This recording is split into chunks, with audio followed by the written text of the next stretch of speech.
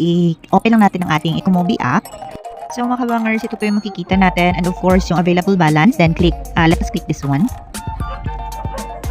And after that ay i-click lang po natin yung withdraw.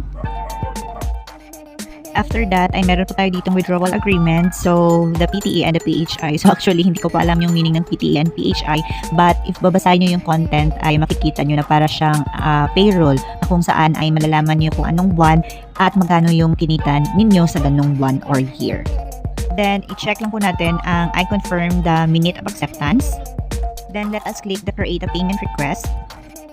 Then makikita natin dito yung bank details natin at the same time yung amount of money na meron tayong available.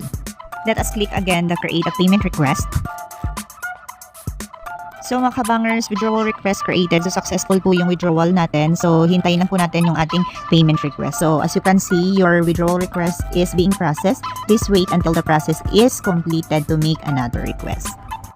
So mga kabangers, sa payment history po natin makikita ang status ng ating withdrawal, if complete na ba siya, na-send na, or naka-process at kailan natin ito matatanggap. So as for me, ay may nakalagay dito na sa January 25 po natin ma-receive ang ating withdrawal kasi as of now ay processing pa rin siya. So malalaman natin yan sa January 25 kasi first time po natin maka-receive ng ating payment.